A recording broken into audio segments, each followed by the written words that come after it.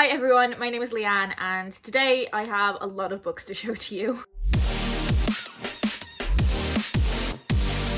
This is going to be the first part in a two-part book haul where I'm going to be showing you all of the books that I have acquired in the past few months. It is a lot of books, but in my defense, again, not that I need to defend myself. I always try and catch myself when I say that in book hauls, like I don't need to defend myself. The books I'm going to be talking about in this video and in the second part are books that I've acquired since like mid-June, and they have come from lots of different places. They have come from my own book buying, they have been given to me by friends, they have been sent by publishers. In this first part, I'm just going to be talking about the young adult books and the children's books, and in part two, I'm going to be talking about the books for grown-up. But yes, we have a lot of books to get through, so I'm going to jump straight into it, and I'm going to start by talking about the books that were very kindly sent to me by some of my booktube friends, and everyone that I mentioned will be linked down below in the description, so if for some reason you're not already subscribed to their channel, you can do so. So the wonderful Sylvie over at the TBR Diaries no longer wanted her copy of Love, Frankie by Jacqueline Wilson, so I jumped on that. Jacqueline Wilson was such a huge part of my childhood. She's a huge part of why I got into reading. I think she's a huge reason why I'm a socialist.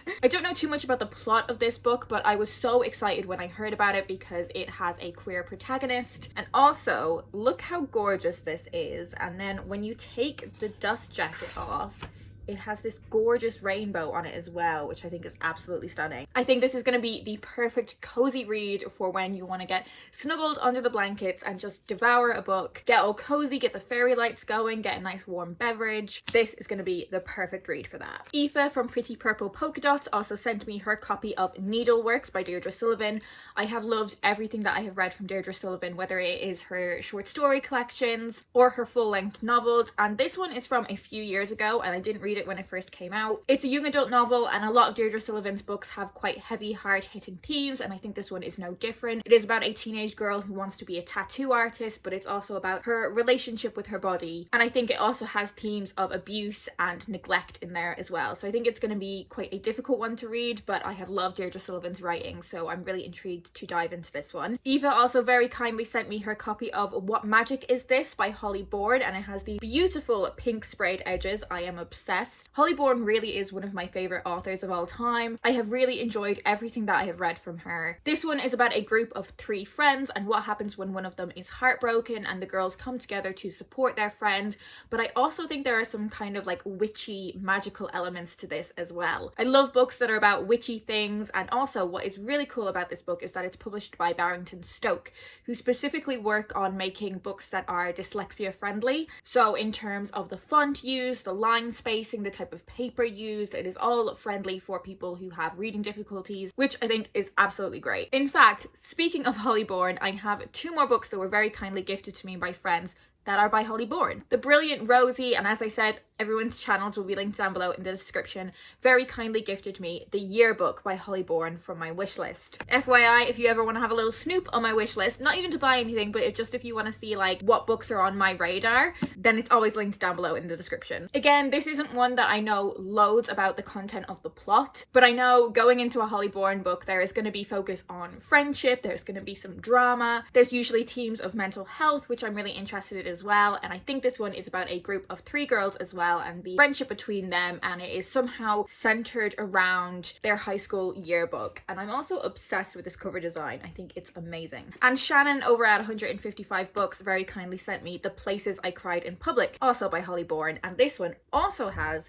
these gorgeous purple sprayed edges. I'm very basic, I just love me a spread. Like a spread is the way to my heart. I believe this one also has themes of mental health, but particularly focused on relationships in this one, as we follow Amelia, who is getting over her feelings for a boy named Reese. She loved him, she thought that he loved her too, but she begins to realize that true love shouldn't hurt as much as this does. She is then retracing the steps of their relationship, going to all of the different places that she has cried because of the relationship, and seeing if that gives her some sort of insight into what went wrong. It was so funny when Shannon sent me this book because it's a little bit on the nose for something that was going on in my life, and I just found that so funny. Like that is exactly like my kind of sense of humor. So I have lots of Holly Bourne books to look forward to. Very quickly on a book that I got from work, which I have already reviewed on the channel, and that is The Trial by Laura Bates. Laura Bates, who you may know for her adult books like Everyday Sexism, and you may just know as an all-round amazing feminist activist. This is about a group of teenagers who end up washed up on a desert island and are fighting to survive. But we also come to realize that something very terrible has happened the night previously at a party, and this book has very serious themes of sexual assault. I thought this book was fantastic, and if you want to hear more of my thoughts, I will leave my wrap up where I spoke about this book linked in the description and in the cards as well. Earlier this year, I did a lot of book shopping with some of my favourite booktubers. Karis, Anna and I, again, links in the description.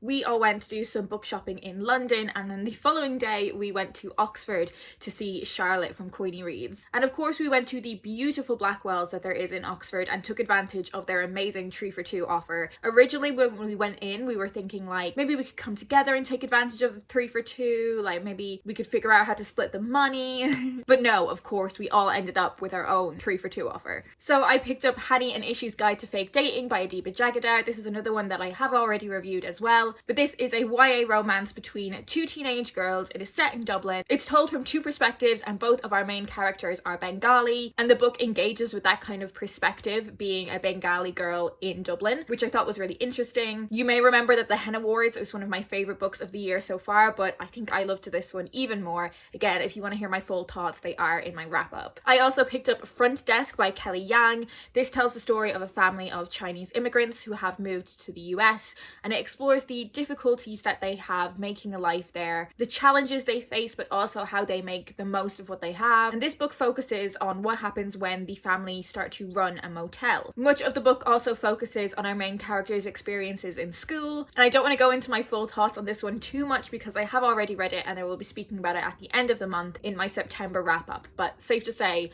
I love this one. And the one book from that trip to Blackwell's that I haven't read yet is Show Us Who You Are by Elle McNichol. Elle's previous book, A Kind of Spark, was in my top 10 list of children's and YA books from last year, so I was so excited to get my hands on this one. And this middle grade book has a lot to do with kind of artificial intelligence and holograms and those kinds of things. I don't know too much about the plot beyond that, but after having read A Kind of Spark and loving it, I'm just so certain that I'm going to think this book is great as well. I also picked up a copy of You Are a Champion by Marcus Rashford and Carl Anka. Marcus Rashford probably being just one of my favourite humans ever. I'm a massive Manchester United fan, so I think Marcus is great. I'm also a massive fan of Carl Anka's journalism. I follow everything that he writes for The Athletic, which is one of my favourite sports news sites. And this is a book all about instilling confidence in young people and helping them to achieve what they want to achieve and chase their dreams. I am going to be reading this one and then passing it on to a younger reader so they can take the full benefit of this amazing book. I also picked up a copy of Blackout, and this one has some amazing sprayed edges too. These ones are black. This is a collection of 6 short stories that are all set in New York when there is a massive electricity blackout. There are stories in here from authors that I've read from before and have really enjoyed their work, like Angie Thomas and Nick Stone and Nicola Yoon, but also some authors in there that I've never read anything from before, and this will be a great way to get a little flavour of their work. It kind of reminds me of Let It Snow in that, you know, it's stories that are taking place at the same time in the same place but from different perspectives, but I think I'm going to enjoy this one even more than I enjoyed Let It Snow. I also have a bunch of books that I picked up secondhand. So I have Always and Forever Lara Jean by Jenny Han. This is the 3rd book in the To All the Boys I've Loved Before series. I have been very gradually making my way through this trilogy, and this is the last book that I need to read,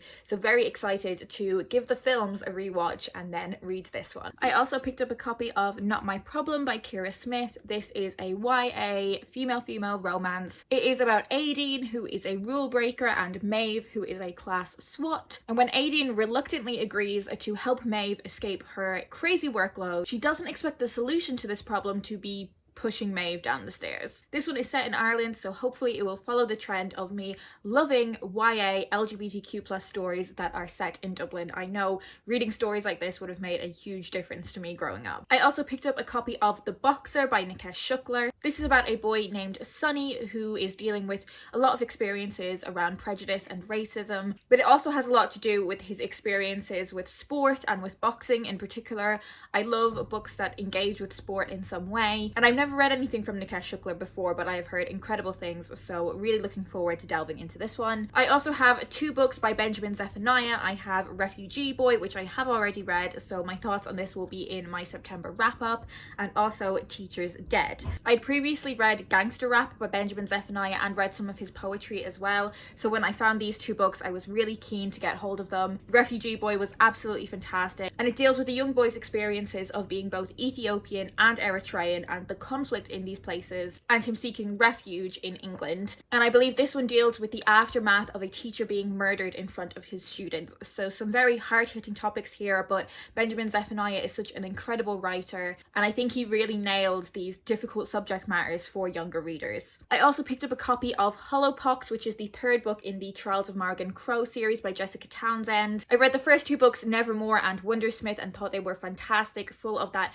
magical whimsy of a young girl being whisked away to a new magical world and discovering her own powers. I think this may be one that I save for around Christmas time, so I can really get in that kind of cozy magical vibe. I also have A Galaxy of Her Own, Amazing Stories of Women in Space by Libby Jackson. This is kind of in that realm of books about inspirational women throughout history. These are books that I have spoken about quite a bit on the channel before, but this one is specifically focused on women in space. So I'm really looking forward to seeing what it has to say about these women and the roles that they've played in space discoveries, in journeys into space. I think there'll be some women in here that I have heard a little bit about before, but would be intrigued to learn about more, and some women that I've never even heard of before and are definitely worthy of my attention. It's beautifully illustrated as well, so I think this is going to be another book that's going to be perfect for a really cozy evening under the blankets. And there we have it. They are all of the books that I'm going to talk about today. I'm sorry for kind of rushing through the last few. Some builders have just arrived to take some scaffolding off my house, so I kind of wanted to rush through this and get it done before they start making a lot of noise. As ever, at the end of my haul videos, I like to update you on what number my TBR stands at. Not yet taking away the books that I will be wrapping up at the end of the month, my TBR currently stands at this number. Also bear in mind there is a second part to this book haul coming up. It is what it is.